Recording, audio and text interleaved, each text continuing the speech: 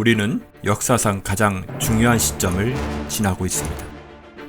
하나님께서는 하나님의 일을 하시기 전에 사람을 준비시키셨음을 우리가 알고 있습니다. 하나님 말씀은 마지막 때에 대추수, 대부흥의 때가 있다고 분명히 예언하고 있습니다. 아멘. 하나님의 말씀이 그대로 성취될 것을 믿습니다.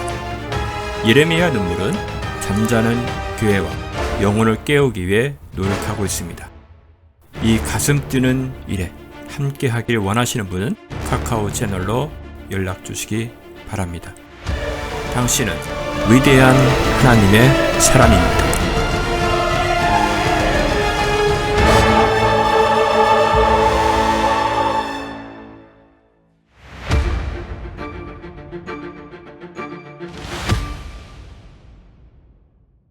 자, 아수르는 우리를 구원하지 아니하며 우리는 말을 타지도 아니하고 우리 손으로 만든 것에게 더 이상 너희는 우리의 신들이라고 말하지 아니하리니 이는 압이 없는 자가 주 안에서 자비를 얻기 때문이니라 하라. 내가 그들의 타락을 치유할 것이요 내가 그들을 마음껏 사랑하리니 이는 내 분노가 그들로부터 돌이켜졌습니다. 내가 이스라엘에게 이슬과 같이 되리니 그는 백합같이 자라겠고 그 뿌리들은 레바논같이 박힐 것이니라. 아멘.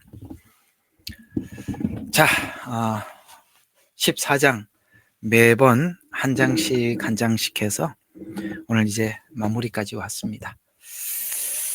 설교를 하다 보면 이런 생각이 들어요.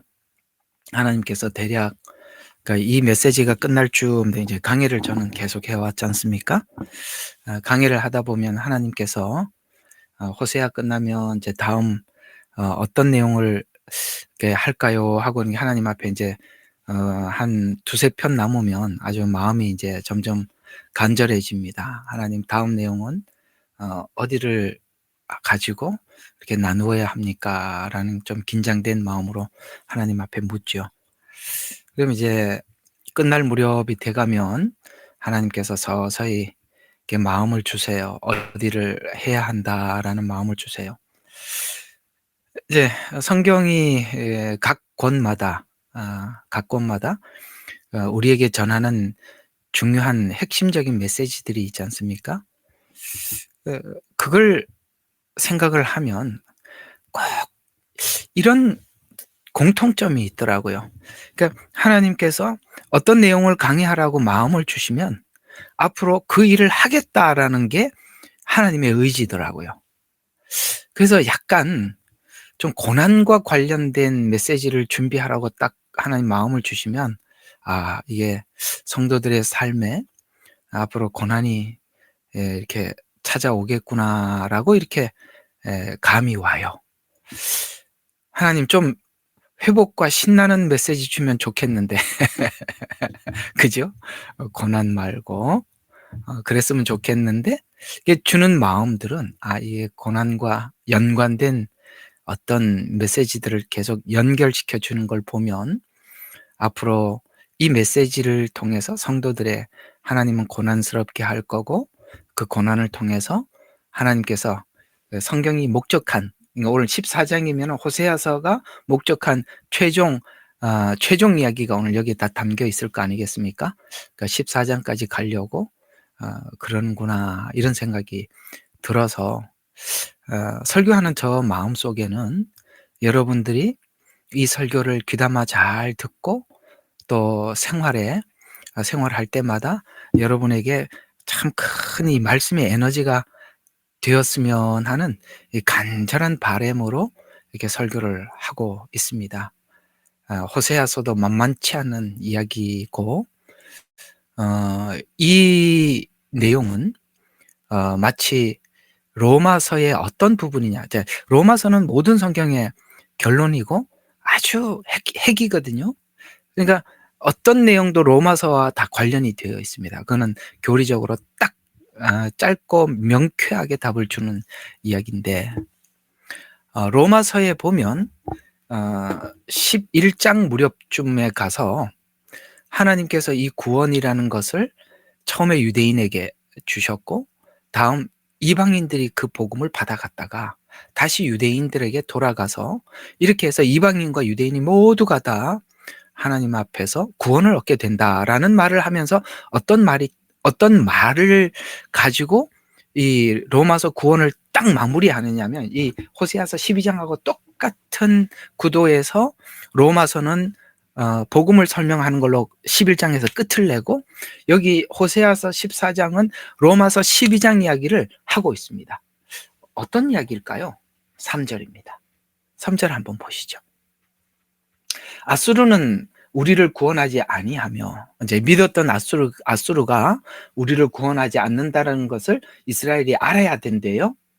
그 다음에 우리는 말을 타지도 아니하고 자 우리 손으로 만든 것에서 더 이상 우상이죠.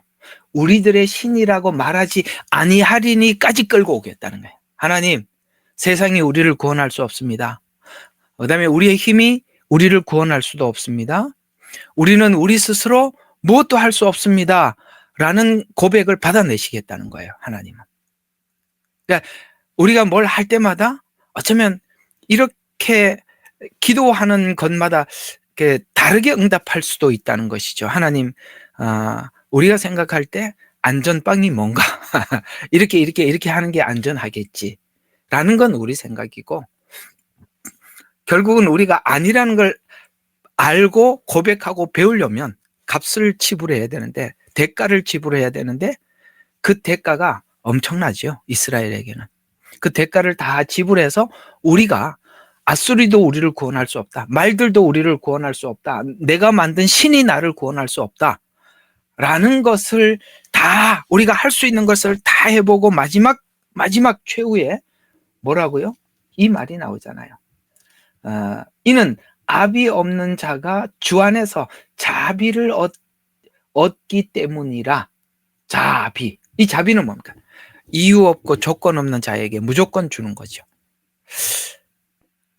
로마서가 이렇게 이야기를 끝을 낸다는 거 아십니까? 로마서가 유대인이나 이방인들이나 모두 다 하나님께서 자비 가운데로 모아서요. 다 모아. 하나님의 그러니까 우리는 이유 있는 구원, 조건 있는 구원 이런 걸 외치죠. 내가 믿었기 때문에 구원해 주세요.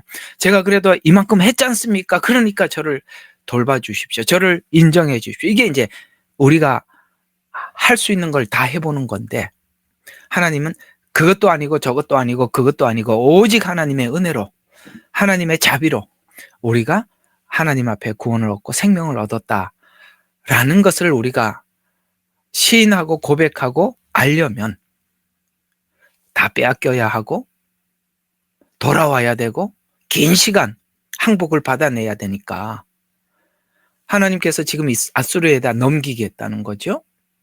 그리고 하나님의 이유 없는 조건 없는 구원으로 그들을 아수르에서 구해냄으로써 이 구원이 우리 힘으로 만들어진 구원이 아니라 온전히 하나님의 자비에 의해서 얻어지는 구원이구나 라는 것을 알 때까지 하나님은 이스라엘과 씨름하겠다. 우리가 이제 성경대로 이해를 하면 로마서대로 표현을 하자면 이방인들은 그렇게 하나님의 은혜로 자비로 구원을 얻었다는 걸 우리가 알았지만 지금 유대인들은 그걸 모르죠.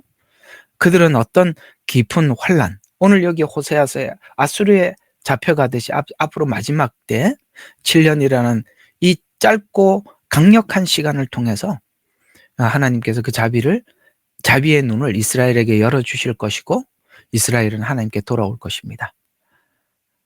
이건 하나님의 의지입니다. 그러니까 이 의지는 우리가 하나님을 설득해서도 바뀌어지는 것도 아니고 이거는 결코 누구도 하나님의 이 의지만큼은 깨트릴 수가 없는 겁니다. 하나님의 온전한 자비로 무능력하고 무기력하고 죄밖에 없는 우리들을 이유 없이 조건 없이 십자가에서 우리를 구원하신 그걸 알 때까지. 그래서 오늘 이 상태가 되면 거기까지 오면 하나님의 자비 그 외에는 저는 아무것도 없습니다라는 고백을 하게 될 때 어떻게 되는지 한번 보시죠. 4절 오늘 금방 읽었던 4절까지 한번 봐요. 내가 그들의 타락을 치유할 것이요. 그 타락이 앞에 뭐예요? 나는 하나님 말고 이것과 저것과 그것으로도 내가 내 나름대로 뭔가 내가 하나님 앞에 구원 얻을 수 있는 자격을 마련해 보겠다라는 것에 대해서 다 내려놓는 그것들이 하나님이 보실 때는 타락이라는 거예요. 내 의지가 남아있는 자체가 타락이라는 거예요. 너무 어려운가요? 제가 설명을 조금 더 해드릴까요? 베드로가 그랬죠.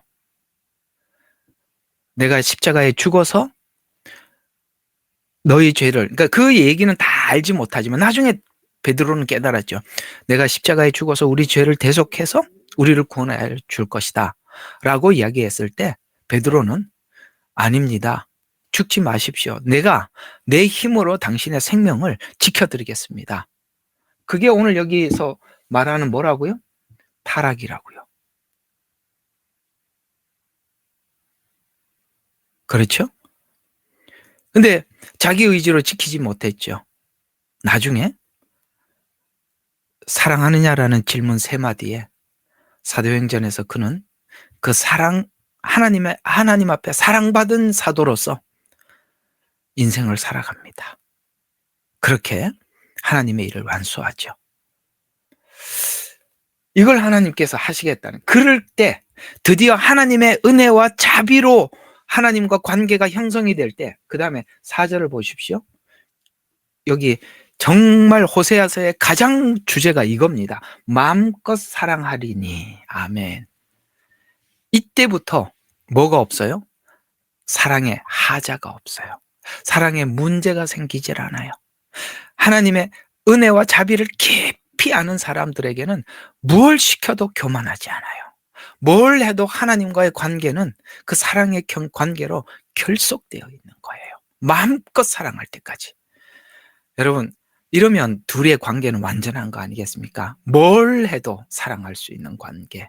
뭘 해도 서로 그 사랑이 변질되지 않는 관계. 여기까지 내가 이스라엘을 결국 만들어내고 말 것이다.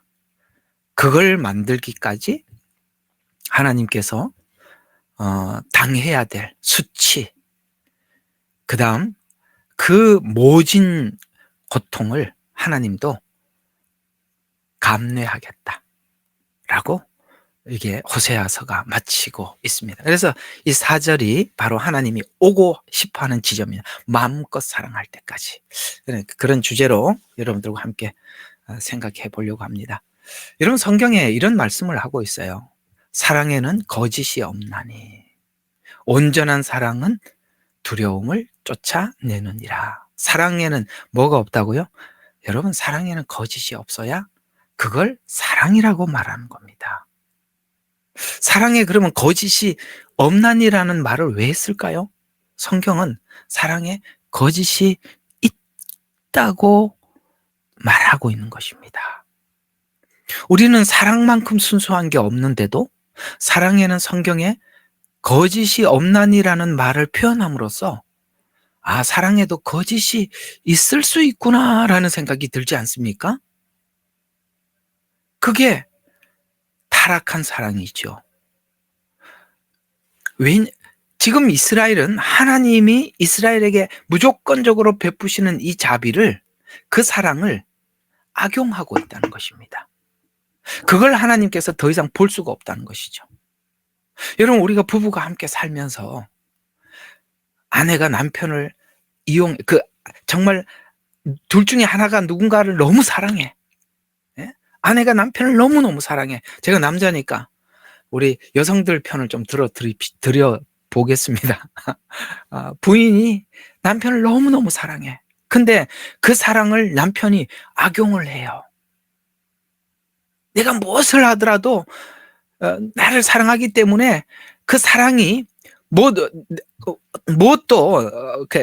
하지 못하고 내가 요구하고 내가 어떻게 몰고 가든지 다 나를 내가 뭘 하든지, 이게 말 주변이 없어서 이럴 때는 참 답답한데 알아듣지요, 뭔 얘기인지. 이용당할 수 있을 것이다. 내가 그 사랑을 이용하겠다. 라는 이 사랑처럼 비극적인 사랑이 어디 있겠어요? 이스라엘은 지금 하나님을 그렇게 이용하고 있는 거거든요. 이스라엘의 선택을 이용하고 있고 준 율법을 가지고 자기 과시에 사용하고 있고 이방인들은 개들이라 이렇게 취급을 하고 그러니 지금 이스라엘과 하나님과의 관계 속에 하나님의 그 순수한 사랑을 악용하고 있다는 것이죠. 그래서 사랑에는 거짓이 없나니라고 말씀하셨는데 하나님은 지금 하나님께서 이스라엘을 사랑하는 우리를 사랑하는 사랑은 하나님은 놓을 수는 없겠고 이스라엘도 그 사랑에 순수하게 반응은 해야 하겠는데 사랑하는 사람의 입장에서는 너무너무 답답한 일이죠. 놓을 수도 없고 상대방은 이 사랑을 알아주지 못하고 그러려면 지금 상대방이 조건적으로 사랑하는 그 조건들을 전부 다 이게 아니구나라는 걸 확인시켜야 될 거 아니겠습니까? 확인을 하려고 하니 어디로 가야 돼요? 예, 아수르로 가야 되는 겁니다. 남유다는 바벨론으로 가야 됩니다. 네가 주인 삼고 네가 믿고 따라왔던 것들이 얼마나 너에게 해가 되는지 너에게 얼마나 무능한지 아무 도움이 안 되는지를 확인하고 돌아와서 이런 상태에서 하나님이 또다시 그 자비를 베풀므로써 그렇구나. 처음부터 하나님이 우리를 사랑했던 사랑에는 아무 이유도 조건도 없었던 거구나. 그 사랑에는 완전하고 완벽한 순수함이었구나. 라는 것을 사랑받는 대상이 알아차려야 내가 당신을 사랑합니다라는 이 사랑에 거짓이 없어지죠. 하나님은 우리의 숨어있는 의도, 거짓된 사랑을 지우기로 결정을 했고 그걸 하나님은 물릴 수 없다는 겁니다. 왜? 나는 너를 사랑하는 사랑이 앞에서 뭐라고 했죠? 불 붙는 것 같다고 했습니다. 그 불타는 사랑을 놓을 수가 없어요.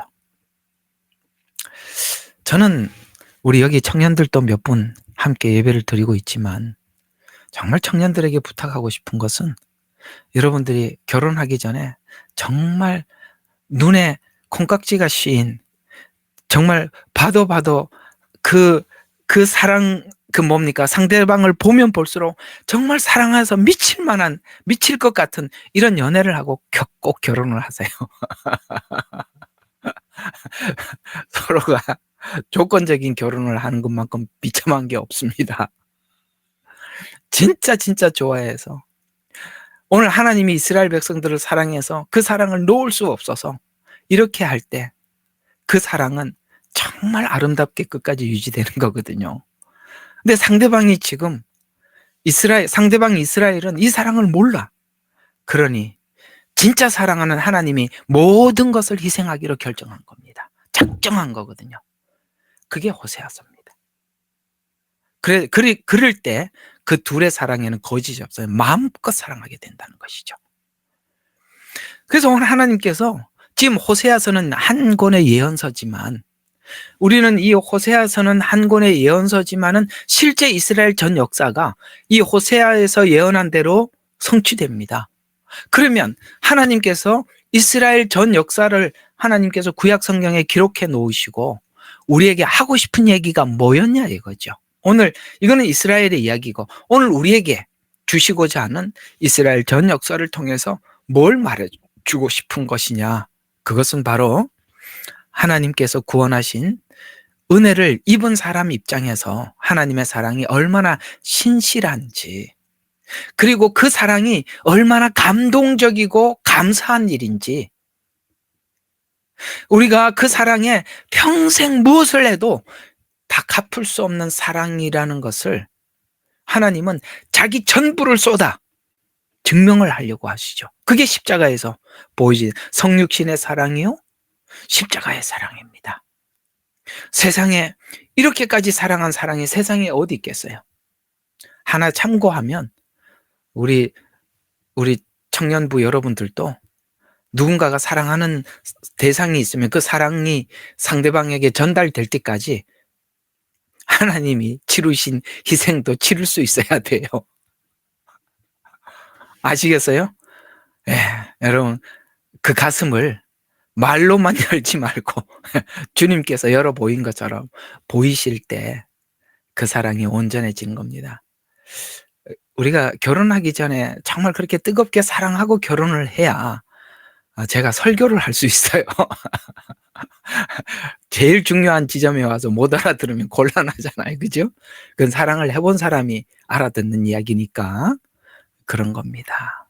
자, 그래서 하나님께서 이스라엘에게 오늘 3절에서 말씀하신 것처럼 바라고 있는 바람은, 야, 너희들이 아수르도 너희 말들도 네가 만든 신도 너를 구원할 수 없다라는 것을 네가 알고 오라고 하는 것처럼 우리 인간이 지금까지 하나님 앞에 무엇을 어떻게 해서 하나님 앞에 신앙을 성공을 하고 승리를 하고 이러는 것 가지고 하나님 앞에 자부심을 느끼고 그것이 신앙이다라고 생각하지 않고, 그렇게 생각하지 않고 순수하게 하나님이 준 사랑, 하나님이 준 사랑만이 내 사랑의 전부가 되도록 거기에 사랑의 때가 묻지 말라는 것이죠.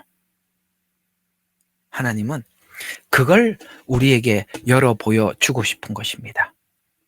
그러니까 우리가 처음에는 그런 생각을 해요. 내가 믿어서 구원을 받았고 내가 믿어서 하나님께서 나를 하나님의 자녀로 삼아주셨다라고 처음에는 그렇게 생각을 합니다. 근데 하나님이 그걸 그대로 그걸 믿음이라고 꼭 붙잡고 살기를 하나님이 원치 않으십니다. 그걸 하나님이 지워내기를 원하는 겁니다. 그 믿음조차도 하나님이 주신 은혜라는 것을 알기를 원하는 겁니다. 그게 성경에 제 말이 아니라 성경에 나와 있죠. 에베소서 2장에 이런 말씀이 나와 있대요. 1장입니다. 2장이 아니고 1장입니다. 자, 한번 봅시다. 1장 12절부터 보면, 이는 값주고 사신 그 소유를 구속하시기까지 우리의 유업의 보증이 되사 그의 영광을 찬양하게 하려 함이라. 모든 영광을 하나님께 돌려서 하나님을 찬양하게 하기 위해서 하나님의 구원을 성육신과 십자가를 통해서 했다는 거예요. 거기에 그걸 알기를 원해. 그래서 하나님이 이 때문에 나 역시 주 예수를 믿는 너희의 믿음과 모든 성도들을 향한 사랑을 들었으니 너희로 인하여 감사드리기를 그치 아니하고 나의 기도에 너희를 말하노라. 그러면서 하나님 앞에 뭐라고 기도하냐? 우리 주 예수 그리스도의 하나님, 영광의 아버지께서 자기를 아는 지식 안에서 지혜와 계시의 영을 너희에게 주어서, 하나님께서 여러분에게 지혜와 계시의 영을 주어서 너희 지성의 눈을 밝혀 너희로 하여금 그 부르심의 소망이 무엇인지, 성도 안에 있는 그의 유업의 영광의 풍성함이 무엇인지, 또 그의 강력한 능력의 역사하심을 따라 믿는 우리에게 향하신 그의 능력의 지극히 위대하심이 어떤 것인가를 너희로 알게 하기를 원하노라. 아멘. 하나님께서 우리에게 정말 기대하는 게 뭐냐면, 너희들이 정말 하나님이 우리를 어떻게 사랑하셨는지, 하나님께서 그 십자가에서 하신 일이 무엇인지, 그 하나님의 은혜와 자비가 얼마나 깊고 깊은 것인지, 하나님께서 하나님의 계시의 영, 성령을 보내주셔서 이걸 알기를 원한다는 것이죠.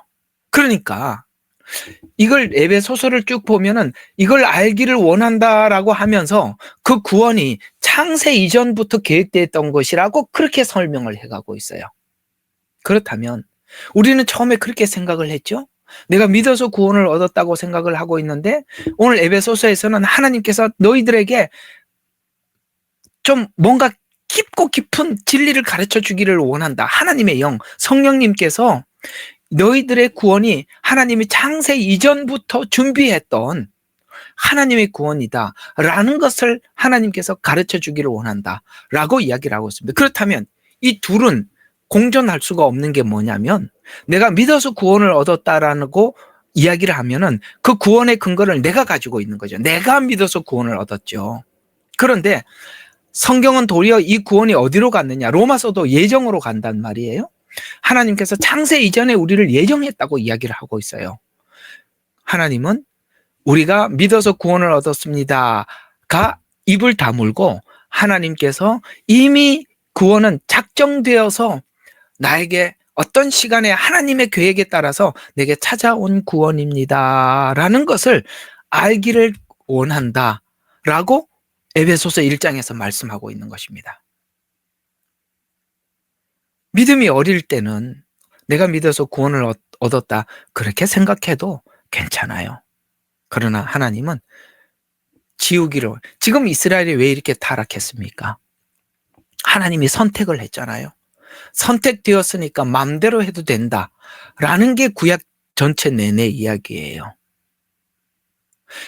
그걸 가지고 하나님 앞에 거룩하게 뭔가를 하려고 하니까 율법도 위선적으로 지키게 되고, 그것이 하나님 앞에 종교의식처럼 남아있는 거, 그쪽으로 갔다는 것이죠. 그런데 이 구원이 내 안에서 나온 것이 아니라 하나님 안에서 하나님이 시작한 것입니다라고 우리가 이해하는 순간 우리는 절대 타락으로 갈 수 없기 때문에 하나님은 그 은혜가 우리 안에서 시작된 것이 아닌 하나님으로부터 왔음을 알려주고 싶은 것입니다. 그래서 하나님의 지금 이야기는 그겁니다. 사랑으로만 채우기를 원한다. 우리 안에 하나님의 사랑으로만 채워주기를 원한다.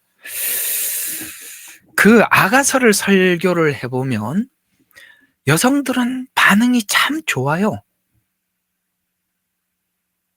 아가서를 설명을 하면. 왜냐하면 아가서는 신부의 영성이거든요. 남자들은 신부가 아니잖아요. 신랑이잖아요. 설명을 해보면 남자들은 맹송맹송해요. 왜냐하면 남자들은 신부가 아니라서 그래요. 여성들이 결혼을 하고 남자들에게 요구하는 건 똑같을 겁니다. 딴 데 눈 팔지 마. 다른 거 보지 마. 나만 봐. 아유, 이거 뭐 맞죠, 여러분? 나중에 나눌 때 이야기 좀 해봐요. 예, 그래서 이렇게 둘이 사귀다가 다른 데 눈을 돌리면 못 참죠. 그게 신부의 영성이에요. 아가서는 그걸 설명을 하기 때문에 아가서를 잘 설명하는 걸 보면 훨씬 여성들이 감성적으로 설명을 잘합니다. 왜? 이거는 감성과 연관이 되어 있거든요. 여러분, 최고의 영성이 뭘까요? 바로 하와가 고백한 영성입니다. 하와가 뭐래요?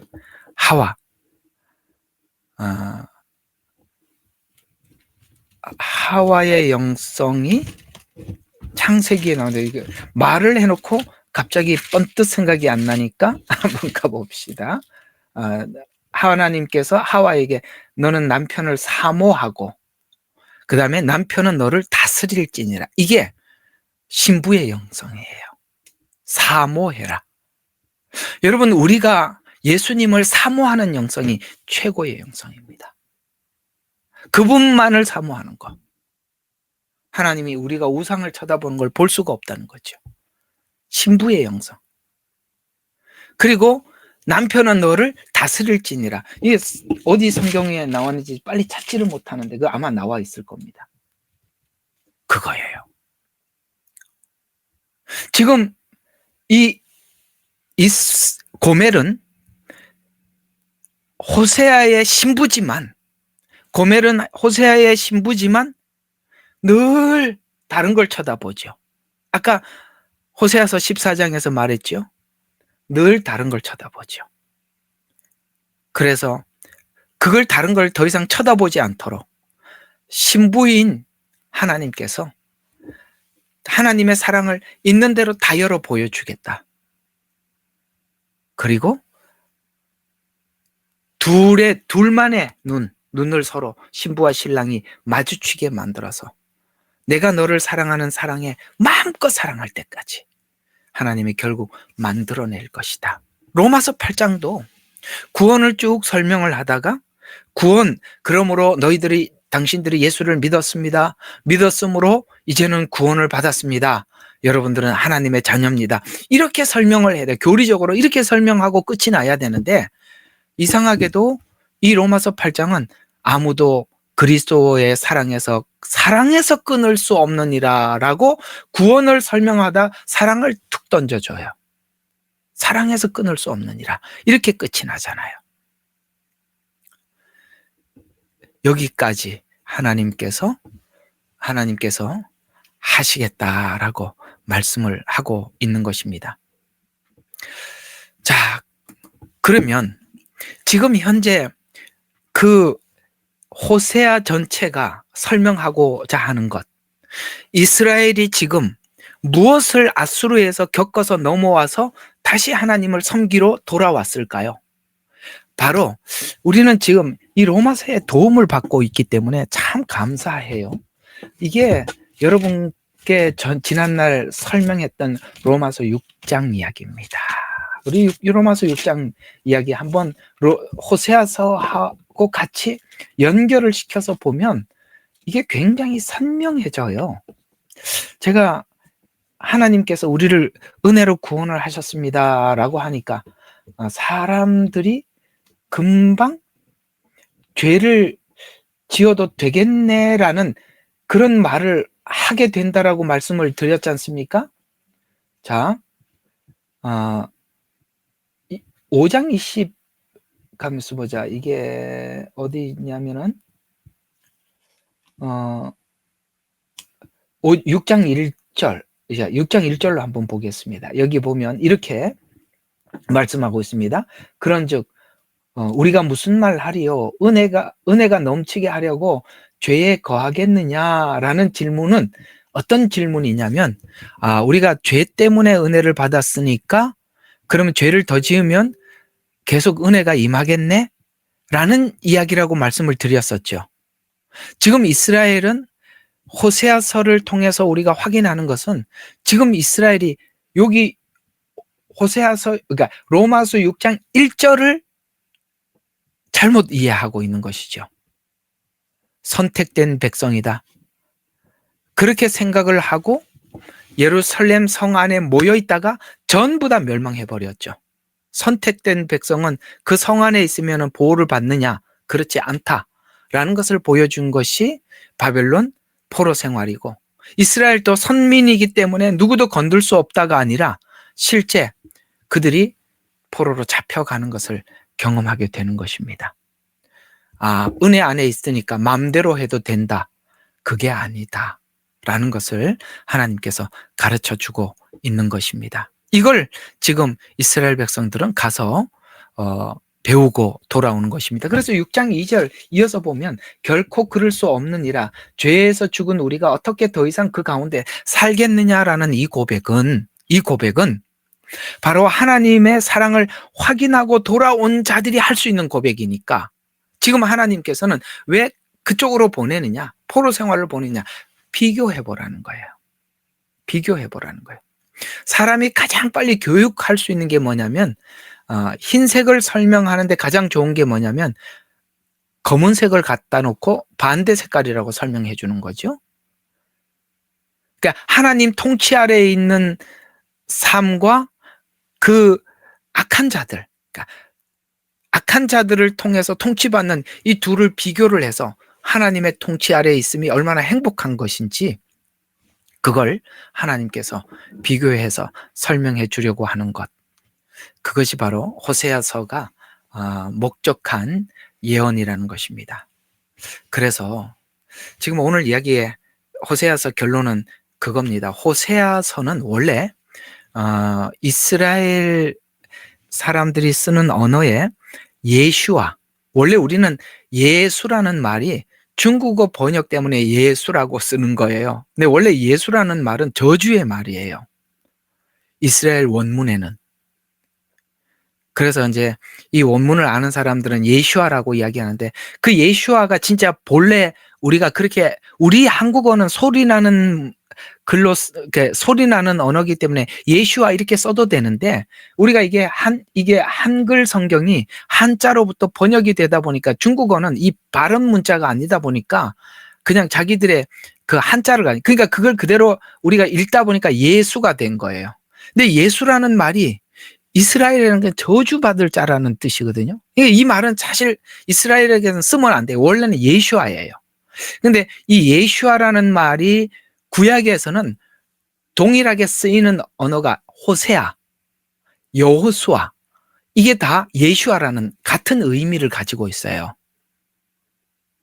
같은 의미를 가지고 있어요. 그러니까 그러니까 하나님께서는 호세아서를 통해서 우리에게 하고 싶은 이야기가 뭐냐면, 그러니까 하나님의 사랑이, 호세아의 사랑이, 호세아라는 하나의 인물을 통해서 하나님의 사랑, 하나님의 마음을 표현한 선지자 아니겠어요? 그 호세아 선지자의 삶을, 그 마음을 통해서 하나님께서 원래 우리가 깨끗한 처녀가 아닌 창녀였단 말이에요. 우리는. 고멜은 창녀예요. 그에게는 한 남자가 주인이 아니라 여러 남자가, 모든 남자가 자기 주인이에요. 우리가 원래 그렇게 살았다고요. 우리는 우리 욕심이 주인이었고, 우리 탐심이 주인이었고, 우리의 삶의 목적은 돈이었고 명예였고 그랬었다고요. 그렇게 살던 우리가 주님이 불렀다고 해서 깨끗하냐? 오늘 고멜 보세요. 중간에 또 가고 또 가고 또 가고, 우리는 반복해서 지난날 삶을 청산했다고 하면서도 또 치고 들어오고 있어요. 그러려면 하나님의 사랑이 고멜에게 전해지지 않으면, 완벽하게 전해지지 않으면 고멜이 돌아갈 수가 없어요. 그러려면 항상 보면 그래. 부부싸움을 하다 보면 항상 더 사랑하는 사람이 지더라고요. 유명한 말이죠. 예, 센 사람이 이기고 약한 사람이 지는 게 아니에요. 목소리 큰 사람이 이기는 게 아니라 더 사랑하는 사람이 양보하더라고요. 이스라엘의 이런 모습에서 하나님이 양보하는 겁니다. 하나님이 다 내려놓으시죠. 정말 모진 고통을 다 당하십니다. 상상할 수 없는 일을 겪으시죠. 그리고 우리는 거기서 하나님께서 우리를 사랑하신 사랑의 순수함과 신실함을 보는 겁니다. 그 일이 이루어지기까지 이스라엘이 해야 할 일이 있대요. 너희들이 의지했던 것이 다 아니다는 것을 항복해야 하고, 돌아와 아버지의 사랑을, 하나님이 우리를 사랑한 사랑을 우리 속에 담아야 하는 것입니다. 그렇다면 아수르와 바벨론 생활은 뭘까요? 우리 속에 있는 구정물들을 씻어내는 작업입니다. 그래야 하나님의 사랑을 담지요. 우리는 착각하면 안 돼요. 씻어내지 않고 담았는데 깨끗한 걸 담았다. 맞아요. 주님께서 주신 은혜는 깨끗한 것 맞아요. 그러나 우리는 씻어내지 않고 담았기 때문에 더러운 거예요. 그럼 담기 전에 뭐부터 해야 될까요? 당연히 씻어야지요. 그걸 하나님이 하시겠다는 거예요. 그래서 여러분의 신자들의 삶에 어려움이 있는 거예요. 씻는 작업이, 내려놓는 작업 아니겠어요? 그 작업이 쉽지는 않지만 하나님이 포기할 수 없어서 시작한 일이라고 합니다. 호세아서가 여러분들에게 그런 큰 은혜가 되었으면 합니다. 다음부터는 여러분들이 이걸 하겠다라는 말을 하기가 참 힘든데, 내가 맨날 욥기 이야기했는데 한번 요번에 욥기를 한번 관통해 보겠습니다. 목요일 날 욥기에 여러분 좀 많은 은혜가 있기를 바라면서, 한편으로는 욥과 같은 고난이 시작되는 건가 라는 이제 마음의 설레임도 있으면서 여러분들이 잘 견뎌 주셔야 할 텐데라는 기대감도 있습니다. 어쨌든 여러분과 제가 가는 도착 지점은 천국이니 욥기든 뭐든 한번 해봅시다. 기도하고 마치겠습니다. 하나님, 호세아서 14장까지 중요한 의미들을 살펴보았습니다. 호세아서 내내 보면 하나님과 우리는 고멜과 같이 호세아 같이 신부와 신랑이지만 그러나 신부는 교정해야 할 게 너무 많습니다. 그렇습니다. 교정할 게 너무나도 많습니다. 그래서 아버지 하나님, 오늘도 이 성경을 깊이 들여다보고자 합니다.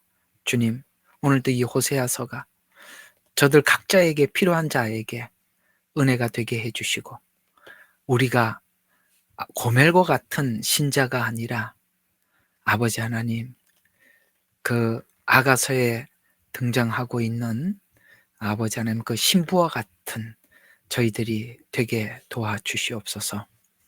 감사드리옵고 예수님 이름으로 기도합니다.